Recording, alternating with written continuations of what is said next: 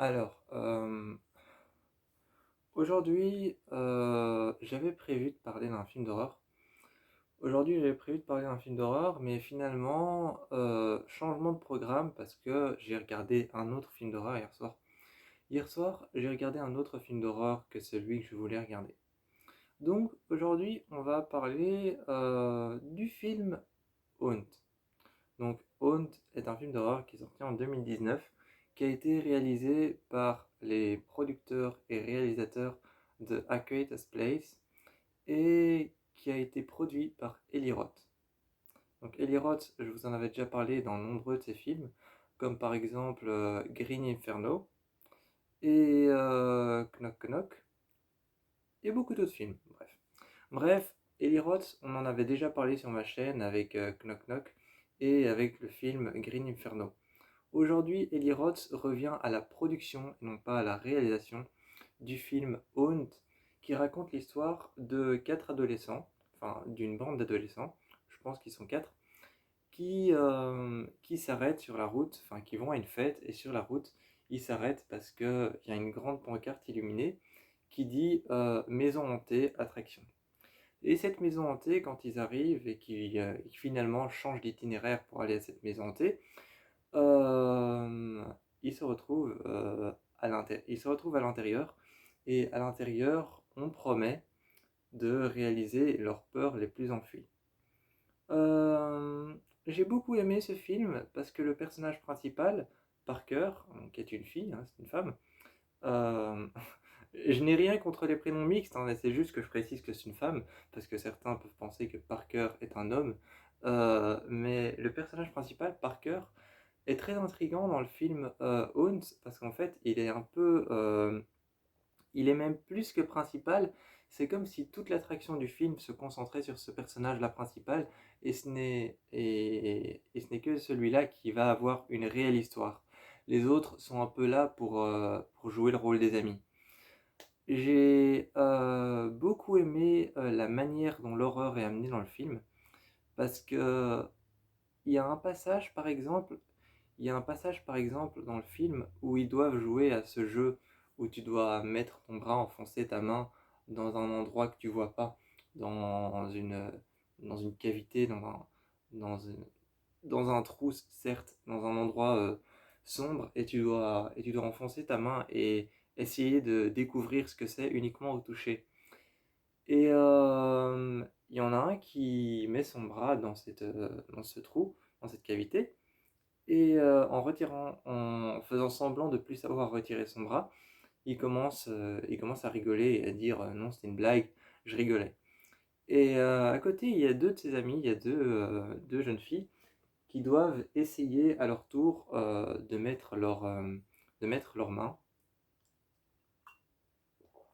Et une des deux, qui cette fois-ci ne rigole pas du tout, n'arrive plus à retirer sa main, et quand elle retire sa main, tu vois que sa main est tout à fait normale, et tu vois son petit tatouage, je sais plus ce qu'il est écrit, mais elle a un petit mot écrit sur le bas du bras, ici. Et elle regarde son bras, et pendant une minute, genre son bras est posé comme ça, sur sa jambe. Pendant une minute, t'as l'impression que son bras a rien. Et puis t'as des fines cicatrices qui commencent à s'ouvrir et qui commencent à saigner comme des longues coupures. Et à partir de là, il commence à se dire, putain, les attractions sont réelles. Donc j'aime beaucoup la manière dont ils apportent le film, non, la manière dont le film apporte l'horreur. À un passage, t'as Parker qui est devant un trou, devant une sorte de porte, mais il n'y a pas de porte, donc c'est juste un trou dans le mur, et il y a plein de flèches autour. Je crois que c'est une aération, mais ils ont enlevé la cage d'aération, et il y a plein de flèches autour, et t'as Parker qui est contre le mur, et qui regarde cette aération en disant non, non, non, non, j'irai pas. Genre, non, j'irai pas. Et elle regarde l'aération, finalement, elle y va. Et quand elle y va, elle est de l'autre côté, où je crois que c'est un de ses amis qui y va. Et une fois de l'autre côté, t'as son ami qui lui dit c'est bon, tu peux venir, il n'y a rien de dangereux. Et plus tard dans le film, elle essaye toute seule, donc elle essaye toute seule d'y aller sans l'aide d'un copain. Et et elle se retrouve derrière, de l'autre côté, là où lui était, et le truc est complètement éteint. Le truc est complètement éteint, elle est plongée dans le noir, et au-dessus d'elle, elle entend des bruits, genre des cling-cling, comme s'il y avait des bouts de métal qui se touchaient, et elle voit plein de couteaux qui ont été suspendus, la lame vers le bas. Donc en fait, le truc, elle doit ramper par terre, et si jamais elle se lève, elle se blesse. Et il y a plein de, je sais plus comment on appelle ça, les trucs qu'on met au-dessus des landaux de bébé, mais bref. Bref, il y a plein de lustres qui ont été faits, mais au lieu que ce soit des bougies, c'est des couteaux. Et donc voilà, il y a plein de petits, je sais plus comment on appelle ce qu'on met au-dessus du lit des enfants pour qu'ils puissent dormir avec avec le système qui bouge et qui fait aller des petites peluches dans tous les sens. Bref, il y a ce genre de choses qui est accroché au plafond, mais des gigantesques avec des couteaux de boucher, des machettes, etc. Et encore plein d'autres couteaux différents. Euh, et donc elle avance et elle commence à ramper parce qu'avec sa lampe de poche, avec une lampe de poche qu'on lui a offert directement cette lampe de poche, mais on lui a pas offert directement la lampe de poche, elle a dû avoir une épreuve avant. Elle a dû avoir une épreuve, c'est que elle a dû aller chercher la lampe de poche dans un seau qui est arrivé devant elle, et dans le seau il y avait je crois que c'était de la viande pourrie ou alors des ordures, des déchets, des déchets, j'allais dire des déchets ménagers, mais c'est pas ça. C'est justement l'inverse, c'est des déchets complètement biologiques. Donc des déchets genre de la viande pourrie, genre des animaux morts. Et elle a dû aller récupérer tout au fond, et elle récupère la lampe de poche. Et elle se retrouve dans cet endroit où il y a des modules, des pendules avec des couteaux. Et, euh, et elle avance, mais en avançant, c'est pas si facile que ça, parce qu'en rampant par terre, elle se rend compte qu'elle est collée au sol, et quand elle lève sa main, il y a une sorte de colle qui est tellement acide, un peu comme de l'acide en fait. Et il y a une colle qui est tellement acide, tellement collante, que ça lui arrache les peaux des mains. Donc il y a plein d'épreuves comme ça. Il y a aussi un moment où tu te retrouves dans un labyrinthe dans les murs du... Un moment, il y a une épreuve où tu te retrouves dans un labyrinthe dans les murs de la maison hantée. Et, justement, tu dois essayer de retrouver la sortie. Et ce que j'ai beaucoup aimé aussi dans ce film, c'est qu'il y a beaucoup de gros plans sur le visage des... Il y a beaucoup de gros plans sur les visages, des plans fixes sur l'expression et le visage des personnages. Par exemple, à un moment, tu as Parker qui est contre un mur et qui se rend compte que tout ce qui se passe, tous les cauchemars qui prennent vie, sont réellement réels. Et il y a un gros plan sur son visage et sur l'expression de son visage. Et à côté, il y a une de ses amies qui est là et qui dit on va jamais s'en sortir vivante, et qui tient ses jambes, vraiment, qui tient ses jambes comme ça. Et elle dit on va jamais s'en sortir vivante. Et il y a un deuxième gros plan fixe après celui sur le visage de Parker qui fixe le visage de son ami, qui dit on va jamais s'en sortir vivante, pour pouvoir montrer l'expression de son visage. Et il y a une troisième copine qui est là et qui est complètement terrorisée et tétanisée. Et il y a un troisième gros plan fixe sur son visage et pour montrer l'expression justement encore une fois. Et j'ai trouvé ça plutôt sympa de faire beaucoup de gros plans sur les visages des persos parce que ça montrait les expressions. Il y a aussi un passage au tout début du film, quand le film commence tout simplement. Quand le film commence, il y a un passage où ils doivent traverser un long couloir plein de fausses toiles d'araignée.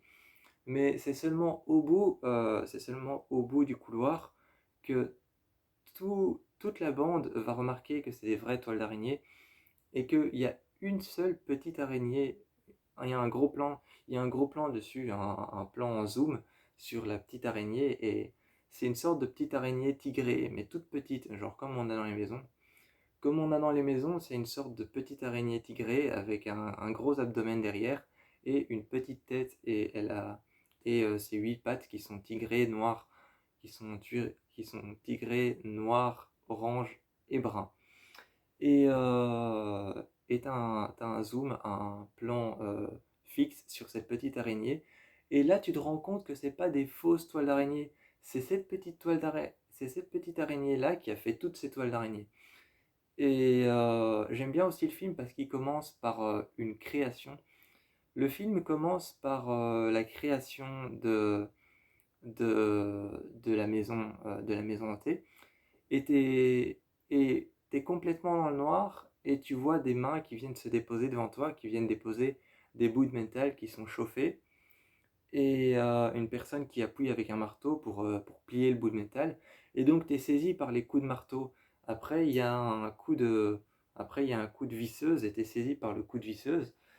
Et il y a un coup de disqueuse et tu es saisi par la lumière que la disqueuse fait sur le métal. Et il y a des coups de cloueuses à mur. Donc les cloueuses à mur, c'est des sortes de pistolets qu'on met contre le mur et ça cloue dans les murs. Voilà. C'est pour ça qu'on appelle ça une cloueuse à mur.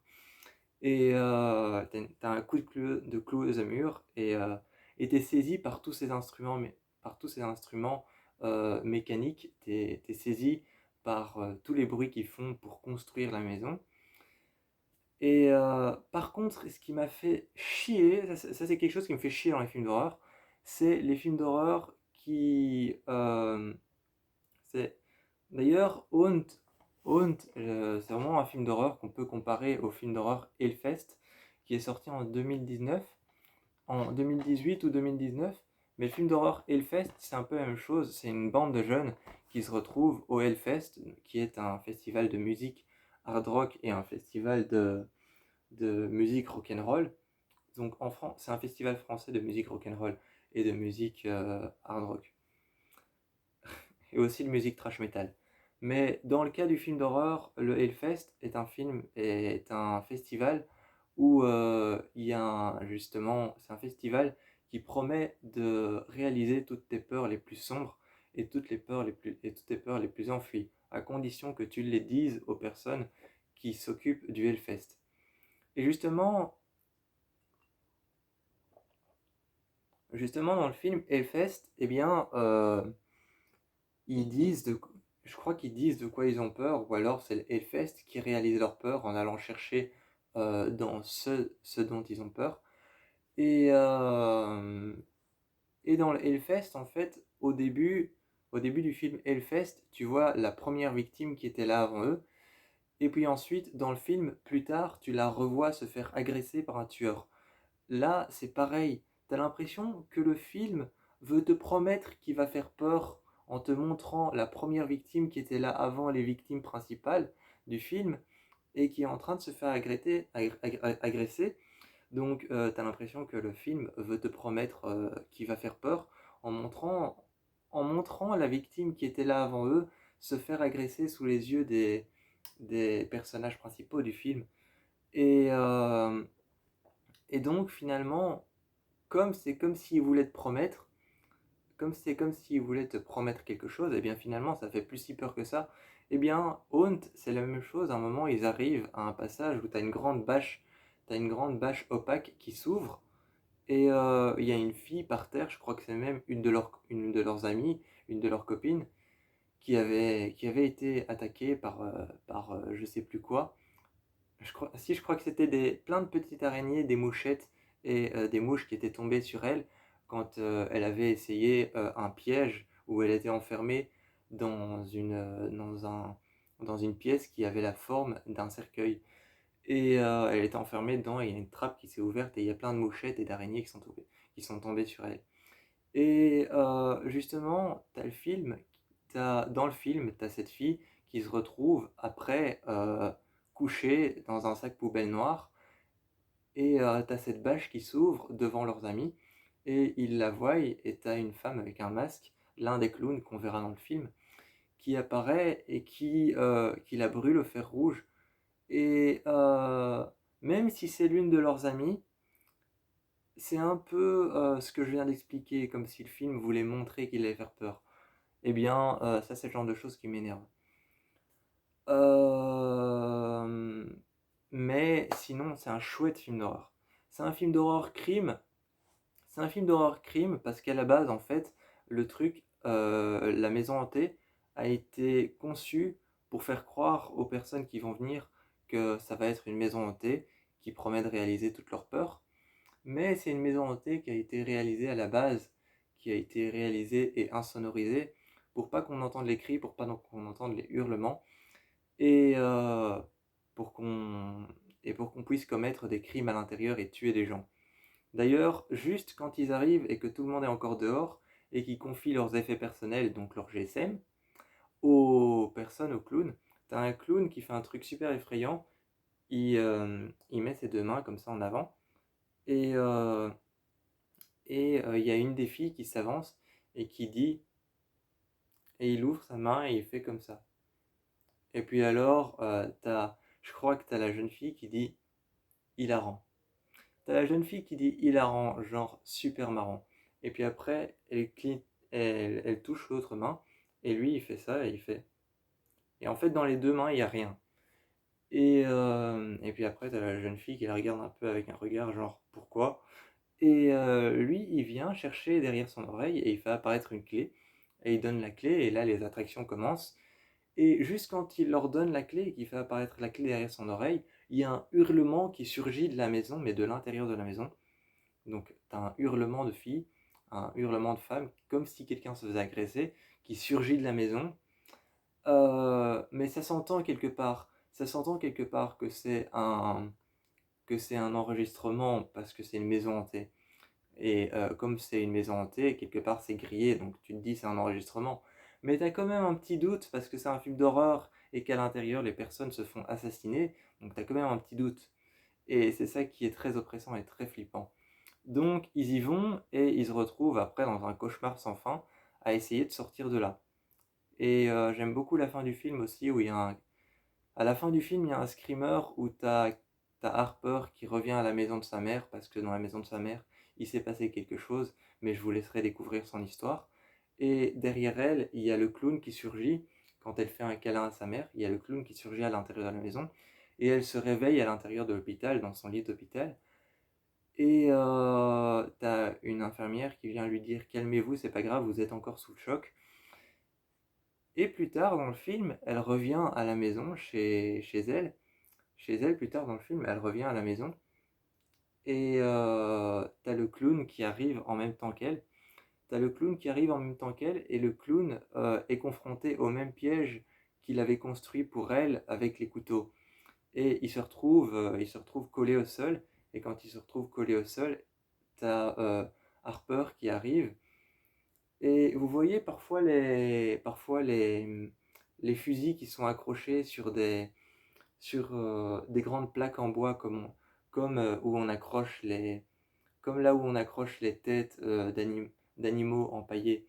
Eh bien, parfois on accroche des fusils à pompe, des fusils à plomb, ou alors des carabines ou des mitraillettes sur des grandes plaques en bois, avec en dessous le nom du modèle du fusil et deux petits crochets qui tiennent le fusil. Eh bien, il y a un plan il y a un plan de la caméra qui filme uniquement Harper qu'on voit passer un petit peu et qui ensuite va revenir en arrière et filme la planche en bois et il y a juste le bois usé derrière qui est un peu plus clair et on voit la forme du fusil qui a disparu. Donc le fusil qui a été enlevé. Et tu vois Harper arriver devant le clown juste quand il est par terre et qui lui dit un truc genre j'ai horreur de ce masque et elle lui tire une balle dedans et à ce moment-là le film est terminé. J'ai trouvé que c'était une fin un peu désolante, un peu rideau, mais comme la fin quelque part est une vengeance, c'est pardonné. Comme la fin est une vengeance, c'est pardonné quelque part, donc je vous encourage à aller voir le film Haunt, parce qu'il est plutôt pas mal. Et je vous fais plein de bisous.